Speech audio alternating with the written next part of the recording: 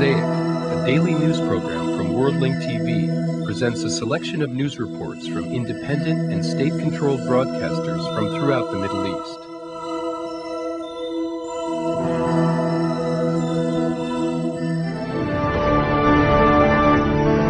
Peace be upon you and welcome to the News in Brief. Pakistan's Prime Minister Zafarullah Jamali says that his country will soon resume airplane flights, railway, and road travel to India. Al-Aqsa Martyr Brigades belonging to the Fath movement claim responsibility for the martyrdom operation carried out today at dawn near the settlement of Shafut Rahil, killing one Jewish settler and wounding 2 people.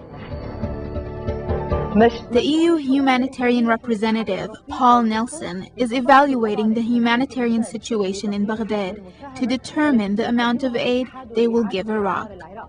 The first humanitarian aid shipment from the European Union arrives in Iraq. 59 Iraqis who were captured during the Iraq-Iran war fly back to Iraq in what seems to be the last exchange of prisoners of war between the 2 sides. This is the first exchange since March 17th. Algerian President Abdelaziz Bouteflika assigns former Prime Minister Ahmed Yahya the duties to form a government to follow Ali bin Flaif's government. Analysts believe that Bouteflika is preparing for the upcoming presidential elections. Now to our correspondent in Algeria, Mohammed Dahu. Former Algerian Prime Minister Ali bin Flaif may be a reflection of the struggle for power in Algeria and the upcoming presidential race, which may be unkind to heads of state.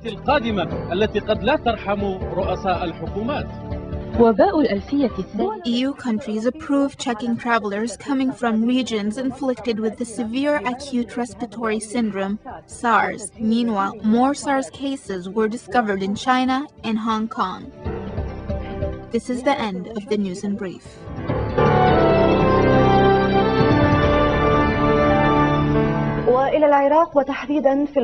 In Al-Basra, Iraq, the first city council elections have failed. The current council, headed by Mishah al-Tamimi, is being accused of belonging to the former Iraqi regime. It is to be noted that al-Tamimi was appointed by the British forces controlling the city.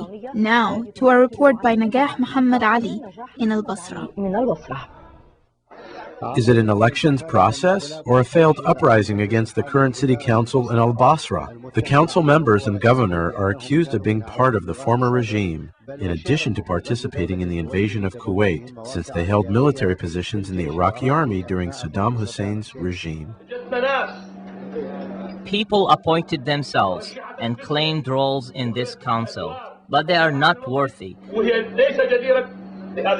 They are the ones who invaded Iraq and worked for the government.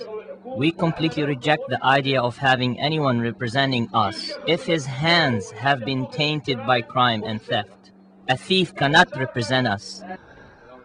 A large number of Iraqi tribal leaders organized a meeting in Al-Basra to elect city council members and a government, thus replacing the current council. Currently, the British forces in Al-Basra have the final word, hence they were invited to the meeting. However, their meeting failed, since a number of attendees from the religious authority nominated several people, demanding that they be elected. Therefore, their first attempt at elections failed amid fierce arguments, reflecting the nature of the Iraqi society, which continues to be torn by different loyalties. Our question is, if a new city council is elected now, is it going to be able to get rid of the old council? If God is willing, we can, if you pave the way for us to do so. The British forces are not our parents, but they have to listen to our demands. Mr. Najah, we only demand 2 things. First, the people must elect a governor. It is the people's right, since they have been deprived of the right of representing themselves for many years. That Danish man is appointed to the country's administration, but a governor must be a true Iraqi who did not belong to the previous regime and is elected by everyone. The representative from the British forces refused to comment on the situation. However, he observed the details of this incident, along with his colleagues. The fierce arguments imply that the Iraqis still have a long way to go before achieving democracy. The first election process to be held under British supervision failed. The elections were for a new city council in Basra to replace a council accused of belonging to the former regime. Naja Muhammad Ali, Abu Dhabi TV, Basra. For 3 decades, thousands of Iraqis were executed, and many others were sentenced to life in prison. None of these people would have been spared if the regime did not fall. Today, they take the center stage and tell their horrifying stories that took place in the era of oppression. The Free Prisoners organization was formed due to the need of the former prisoners to come to terms with the long suffering that they have endured during Saddam's regime.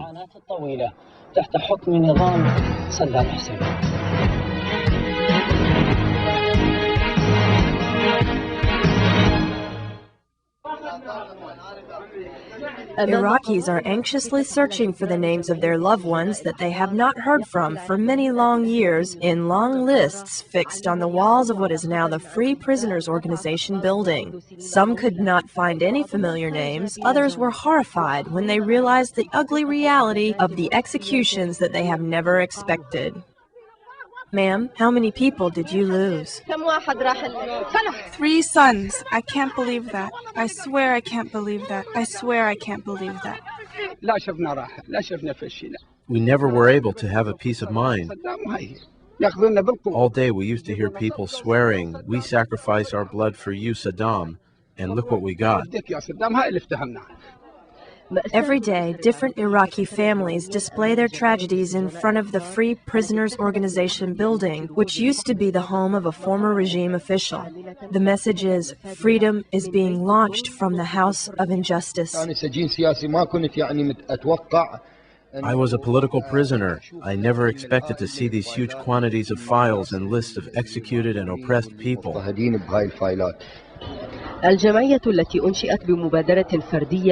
The organization was established by former political prisoners after the collapse of Saddam's regime to protect these files from being destroyed by the supporters of the former regime. Millions of files were located in underground structures and security departments in different Iraqi cities.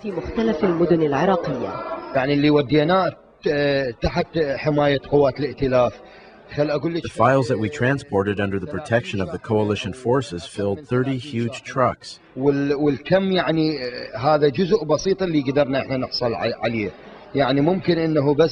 files that we were able to recover are only a small part of the original files. The former regime burned many of them.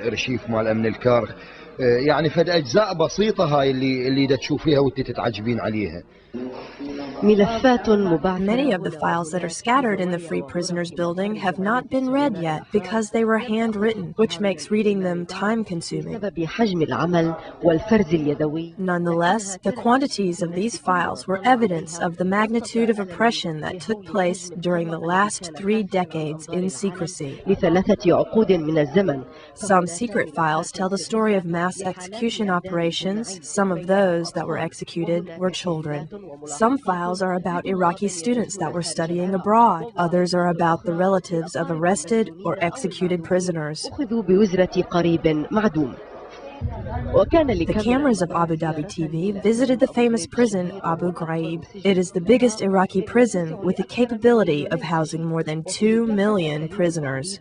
Here, one can find every kind of torture and humiliation that was used against people for their political or religious beliefs. Many internal dark walls of Abu Ghraib prison tell the story of daily torture of many people who've documented their suffering in a few simple words.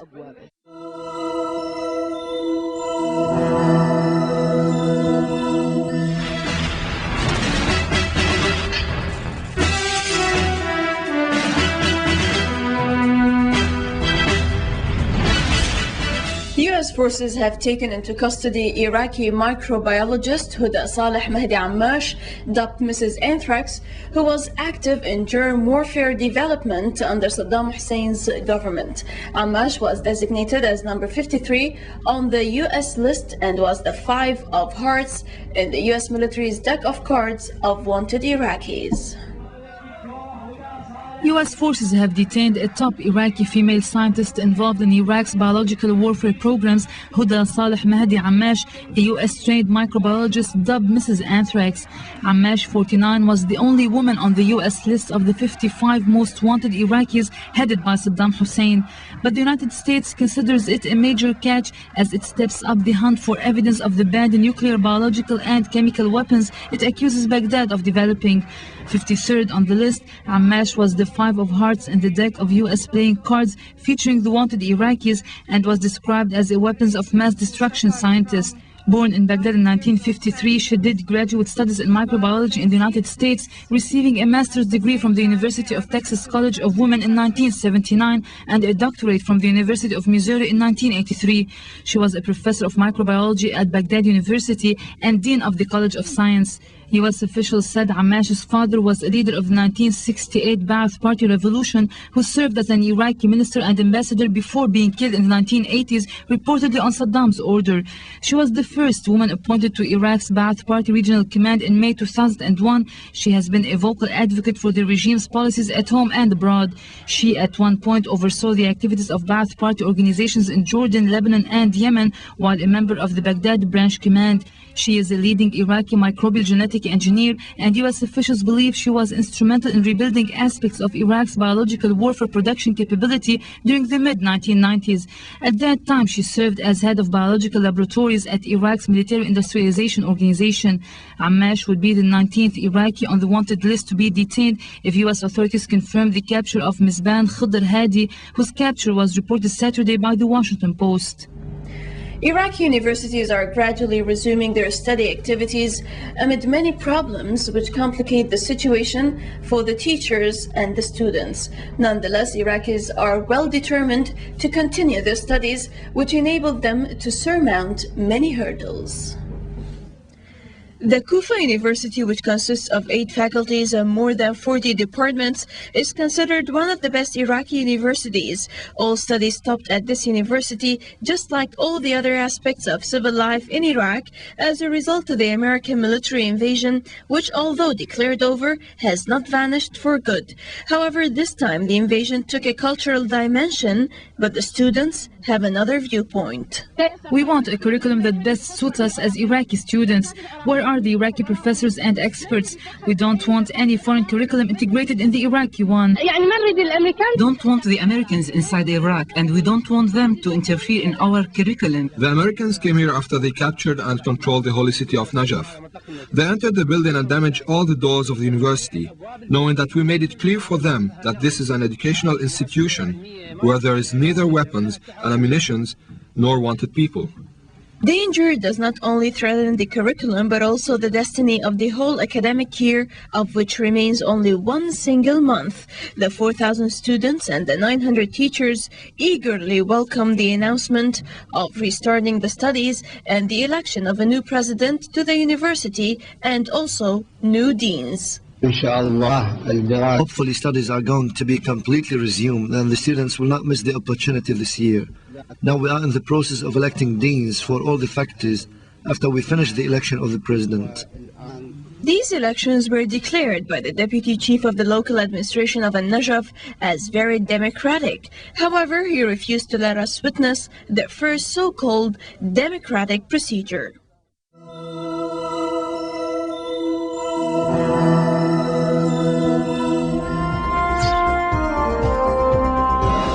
Inside Iraq, the humanitarian situation and the lack of basic services remain the Iraqis' biggest worry.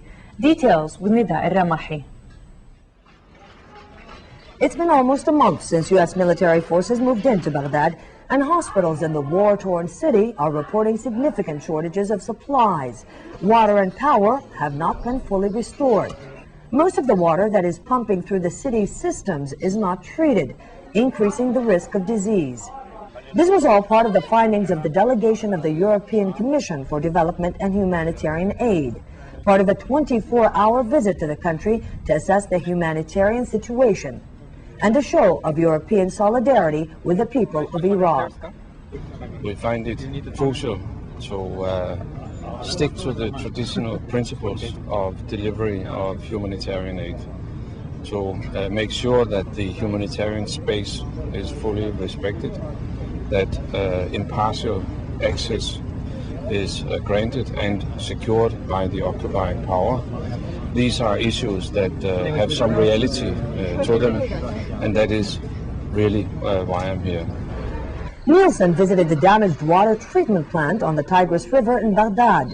The treatment plant was seriously damaged in looting in the days after the arrival of U.S. troops.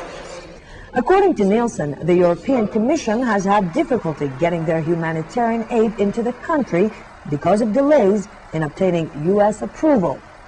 The Belgian Air Force will finally be flying with the first aid shipment in the Iraqi capital tomorrow. Earlier in the day, Nielsen met with Jay Garner, U.S. Administrator for Iraq, and Jacob Kellenberger, President of the International Red Cross, to discuss the humanitarian situation in Iraq. The ICRC has been calling on the coalition forces to step up efforts to control law and order and secure essential infrastructure in Iraq. Although Kellenberger said the situation in Iraq is not at the stage of a major humanitarian crisis, the priorities are security and getting people back to work.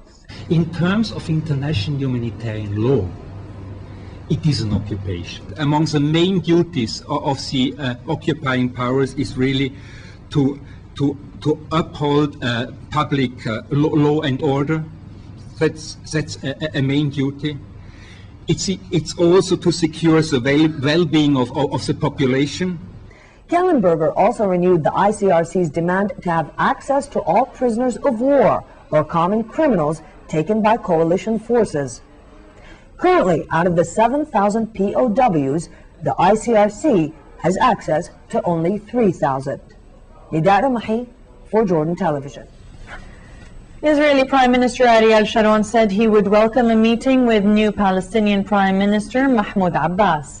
Israeli political sources said Sharon and Defense Minister Shaul Mofaz plan to meet Abbas next week after a regional visit by U.S. Secretary of State Colin Powell. Powell is expected to arrive in Israel on Saturday to push forward the roadmap to peace backed up by the United States, Russia, the European Union and the United Nations.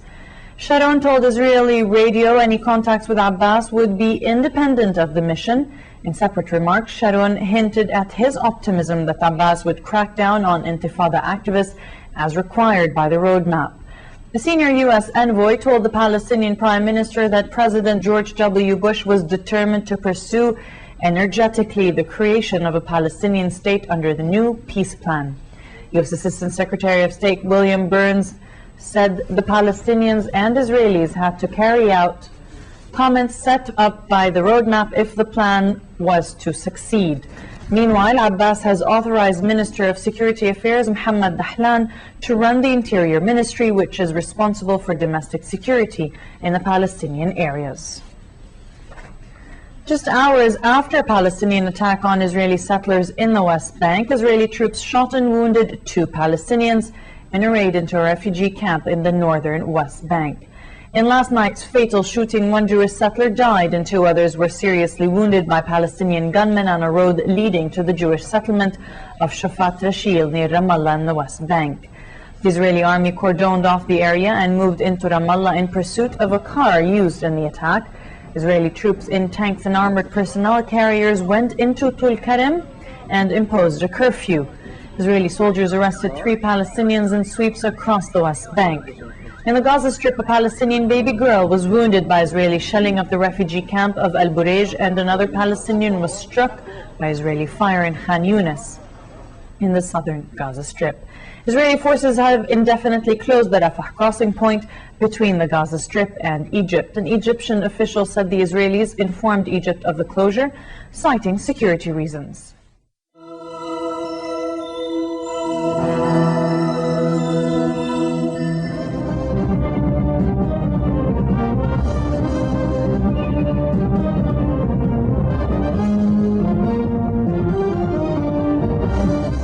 New military incursions by Israeli occupation troops into the cities of West Bank and Gaza Strip, during which more than 30 Palestinians were arrested. More in the following report. In occupied Palestine, Israeli occupation forces escalated their oppressive measures today against the Palestinians, conducting wide inspection campaigns during which more than 30 Palestinians were arrested in different parts of the West Bank and Gaza Strip, including Colonel Salman Abu Mutlaq from the Palestinian Preventive Security in Gaza. Israeli forces demolished the family house of martyr Tariq Hafiz al-Gharifi in the West Bank following a series of incursions in the town of Ad-Dawha to the north of Beit Lahem. Meanwhile, 3 witnesses admitted today that their testimonies were taken by force by the Israeli intelligence with regard to the trial of Marwan al-Barghouthi, the General Secretary of Fatah movement in the West Bank. Nasser Awais, who is al-Barghouthi deputy and one of the witnesses, has denied that he has any military connection with al-Barghouthi, stressing that the Israeli intelligence apparatus has distorted his testimony. Awais pointed out in front of an Israeli court in Tel Aviv that this operation is a new scheme against the Palestinians, adding that the Israelis should understand that they will have no future in Palestine as long as the occupation persists. The Israeli court has condemned Awais, who is a leader in the Palestinian resistance movement, Fatah in the West Bank, with life in prison. Pakistan said today that it would get rid of its nuclear arsenal if India did the same. Foreign Ministry spokesman Aziz Ahmad Khan added that the denuclearization will have to be mutual. There was no immediate response from New Delhi. Pakistan also held a positive response to its invitation for the Indian Premier to visit Pakistan to seek an answer to their disputes. Pakistan and India are making tentative moves toward better relations. They agreed last week to hold talks on settling a half-century of disputes. On his part, U.S. Deputy Secretary of State Richard Armitage will visit India on Friday for talks that are expected to focus on the recent thaw in relations between India and Pakistan. In Afghanistan, 5 rockets were fired yesterday at U.S. Special Forces soldiers training near Gades. The Army statement said that the rockets missed the soldiers by 800 meters and no one was injured. Coalition soldiers continue to be targeted in frequent rocket attacks despite U.S. Defense Secretary Donald Rumsfeld's declaration last week that major combat activities in Afghanistan are finished. Also, an Afghan man was killed late yesterday while laying mines on the Nawa Pass Astabad highway, which is often used by U.S. troops in the eastern province of Kunar.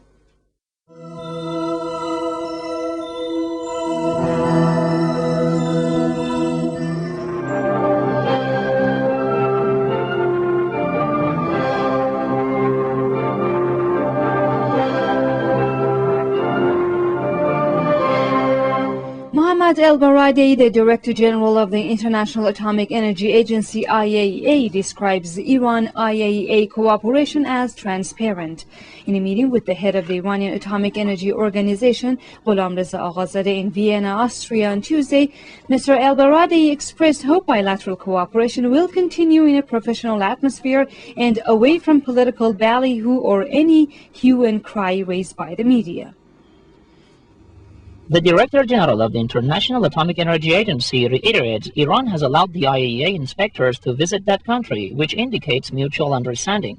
For his part, the head of Iranian Atomic Energy Organization elaborated on Iran's peaceful nuclear programs and added Iran expects the IAEA not to allow some media to disseminate false information on Iran's nuclear activities.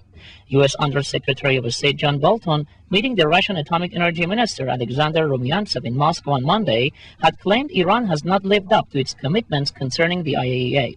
Bolton, however, asserted that Russia does not agree with this and believes Iran's nuclear programs are for peaceful purposes. This comes while Russian Deputy Foreign Minister Alexander Lusyukov on Tuesday announced that the United States does not have any document at hand to prove Iran's violation of the International Atomic Energy's regulations. Also speaking on Russia's nuclear cooperation with Iran, the Russian Deputy Foreign Minister reiterated such cooperation is within the framework of the IAEA and that Moscow will remove any suspicion in this regard. The terrorist grouplet of MKO has been involved in arresting and killing of a number of prominent Iraqi religious figures during the 1991 Iraqi People's Uprising. Documents discovered show that the former Iraqi regime widely used the terrorist grouplet to oppress Iraqi people during the years after 1991. According to Iraqi officials, agents from the FBI and CIA had also the main role in training the terrorist MKO grouplet's crackdown team. The Cairo-based Daily on Monday elaborated on treason by some former Iraqi authorities during the U.S.-led invasion of Iraq, adding the terrorist grouplet of MKO withdrew from their camps on the outskirts of Baghdad during the war on Iraq, making those areas available to U.S. troops. The U.S. government has recently consented to the terrorist MKO grouplets staying in Iraq, equipping and supporting them to help Washington carry out its future objective in that country.